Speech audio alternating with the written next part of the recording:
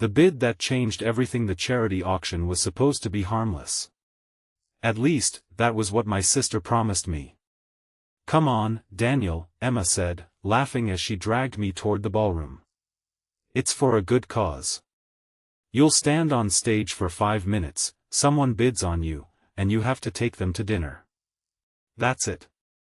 I stared at her. "You told me I was volunteering to help serve drinks." "I changed my mind." "You mean you lied?" She grinned. "Same family." The ballroom was packed with people dressed far better than I was. I tugged at my borrowed suit while Emma disappeared into the crowd. Then the auctioneer announced the next item. "And now," he said dramatically, "we have our final surprise. Daniel Carter." The crowd applauded. My stomach dropped. I walked onto the stage to laughter and cheers. "This is humiliating," I muttered. Then I saw her. Sophia. My sister's best friend. She was sitting at a table near the front, staring at me with an expression I couldn't understand. Sophia had known me for nearly 10 years. She had seen me at my worst, awkward teenage years, terrible haircuts, failed relationships, everything. But she had never looked at me like that. The auctioneer raised his microphone. "Who wants a dinner with Daniel?" Someone shouted, $500. The crowd laughed. Then Sophia lifted her paddle. 2,000. Silence. I blinked. The auctioneer nearly dropped his microphone. $2,000. Wonderful. Another woman raised her paddle. 2,500. Sophia immediately responded. 5,000. The ballroom erupted. I stared at her. She wasn't smiling. She simply kept her eyes on me. $5,000, the auctioneer shouted. "Do I hear 6? A businessman near the back raised his paddle. 6,000. Sophia didn't hesitate. 10,000. Everyone gasped. My sister covered her mouth. I leaned toward the microphone. "Sophia, what are you doing?" She finally smiled. "Winning." The businessman laughed and raised his paddle again. 12,000. Sophia stood. 20,000. The room exploded with applause. The businessman slowly lowered his paddle. The auctioneer slammed his gavel. "Sold. $20,000. I walked off the stage in a daze. Sophia met me backstage. "You're insane," I whispered. "I've been called worse." "You just spent $20,000 on dinner with me." She shrugged. "It's charity." "Then why did you keep bidding?" Her smile faded. "Because I didn't want anyone else to win." I froze. Sophia looked down at her hands. "Daniel, can I tell you something?" Before I could answer, Emma appeared behind her. "Oh, finally." Sophia glared at her. "You knew?" Emma laughed nervously. "I may have encouraged her." I stared at my sister. "Encouraged her to spend $20,000? Emma shrugged. "I knew she liked you." My heart stopped. Sophia closed her eyes. "Emma." "What?" Emma said. "You've been in love with him for 3 years." I turned toward Sophia. 3 years? She looked embarrassed. "Maybe." "Why didn't you ever tell me?" "Because you were my best friend's brother," she whispered. "And I thought you only saw me as family." I stepped closer. "I never saw you as family." Her eyes widened. "Then what did you see me as?" I smiled. The girl I was too scared to ask out. For a moment, neither of us spoke. Then Sophia laughed softly. "So, dinner?" I nodded. "Absolutely." She raised an eyebrow. "After I just paid $20,000?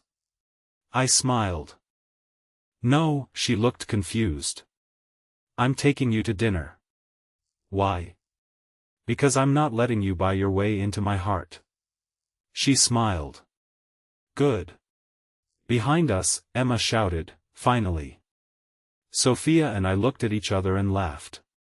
The auction had started as a joke. But somehow, the best thing I had ever won was the woman who refused to stop bidding. The dinner nobody expected the next evening. I stood outside Sophia's apartment holding a small bouquet of flowers. I had changed my shirt 3 times before finally settling on a simple blue one. When she opened the door, she stared at me. You look nervous. I am. She smiled. Good. I thought I was the only one. I handed her the flowers. These are for you. She took them slowly. Daniel, what? You realize you're making this feel like an actual date. I smiled. That's because it is. For a second, she simply looked at me. Then she stepped aside. Come in. I need 5 minutes. You said you were ready. I lied. I laughed. 20 minutes later, we were driving through the city. Neither of us knew exactly what to say. Finally, Sophia broke the silence. So, how long? How long what? How long have you liked me? I tightened my hands around the steering wheel. Probably since college. She turned toward me. College? You were wearing that ridiculous yellow dress at Emma's graduation party. Sophia laughed. That dress was beautiful. It had flowers all over it. Exactly. You spilled punch on my shoes. I apologized. You laughed. Because you looked angry. I was trying to impress you. Her smile disappeared. You were? I nodded. She looked out the window. Daniel, I wish you had told me. I was afraid. Of what? Losing you. She turned back. You could have lost me by never saying anything. That sentence stayed between us. We arrived at a quiet restaurant overlooking the city. During dinner, we talked about everything we had avoided for years. Her dreams. My mistakes. The relationships that had failed. The moments when we had both secretly wanted to say something but stayed silent. Then Sophia suddenly asked, "Do you know why I bid so much?" I looked at her. Because you were jealous? She smiled. Partly. And? She reached across the table and took my hand. Because when they announced your name, I realized I couldn't sit there and watch another woman take you home. My heart raced.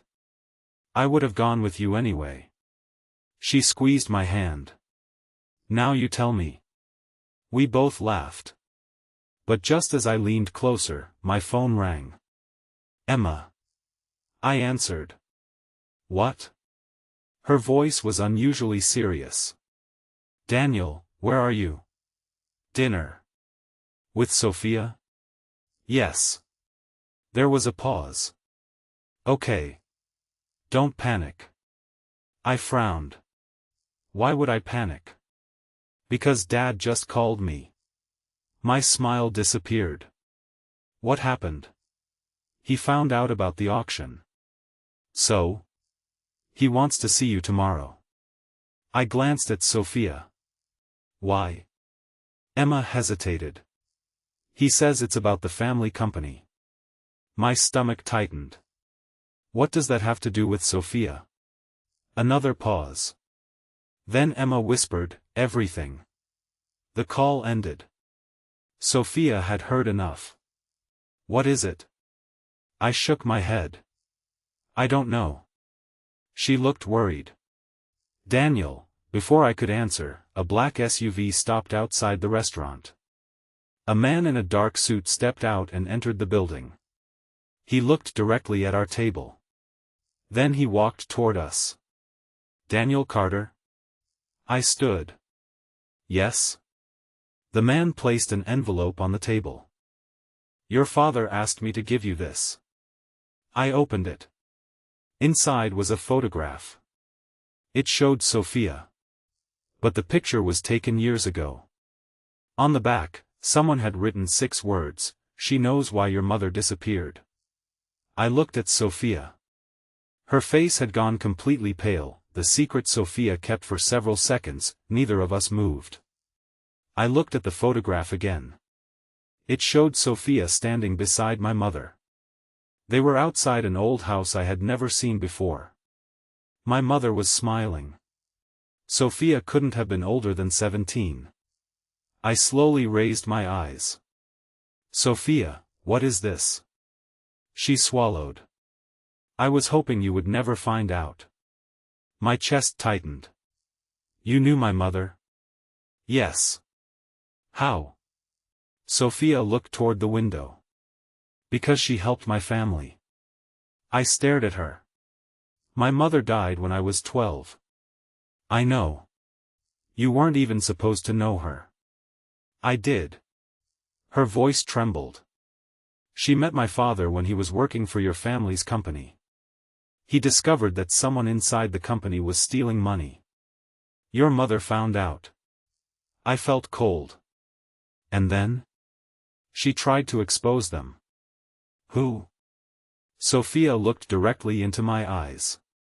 "Your uncle." I couldn't breathe. "My uncle?" She nodded. "He threatened your mother.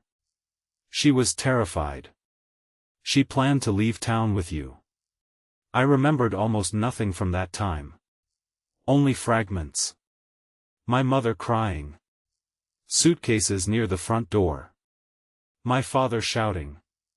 Then suddenly everything going dark. "What happened?" I whispered. Sophia's eyes filled with tears. "She never made it." I stood so quickly my chair scraped the floor. "You're saying my mother didn't die naturally?" "No." "Then why did my father tell me she had an accident?" "Because that's the story everyone was given." I stared at her. "And you knew?" Sophia nodded. "My father knew too. Your mother gave him evidence before she disappeared." "Where is it?" "I don't know." "Then why did my father send that photograph?" "I think he wants you to find it." The man in the dark suit was still standing near the entrance. I noticed him watching us. I turned toward him. He immediately walked away. "Sophia," I whispered, "who was that?" "I don't know." But her expression told me she was lying. I stepped closer. "You do know." She looked down. "He works for your father." That hit me harder than anything else. "My father sent him?" "I think so." "Why?" Sophia hesitated. "Because your father knows I've been helping you." "Helping me with what?" She reached into her purse and pulled out a small key. "I found this 3 years ago." She placed it in my palm. It was old, silver, and engraved with one letter. "See, what does it open?" "My father told me it belongs to your mother." I stared at the key. "Where is the lock?"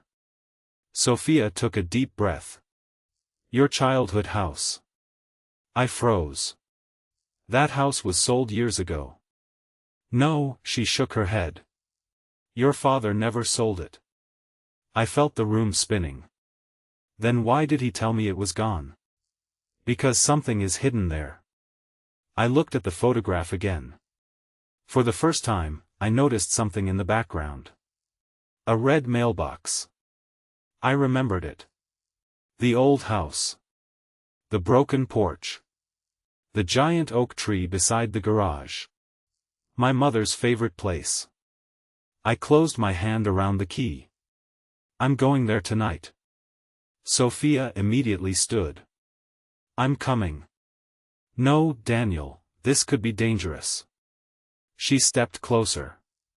"So could being alone." I looked into her eyes. After everything she had hidden from me, I should have been angry. But I couldn't. Because she had spent years protecting a secret that could destroy her own family. I reached for her hand. Then we go together. She nodded. We left the restaurant through the back entrance. The city lights disappeared behind us as we drove toward the outskirts. Neither of us noticed the black SUV following from a distance. When we finally reached the old house, the gate was hanging open. I stopped the car. This place should be locked. Sophia looked at the dark windows. Daniel, what? There are lights inside. I stared at the house. Then I saw a shadow move behind the upstairs window. Someone was already there. I turned off the engine. Sophia grabbed my hand. Don't go in. I looked at the key. Then at the house. We have to. As I opened the car door, my phone buzzed. A message appeared from an unknown number. If you enter that house, Sophia dies next.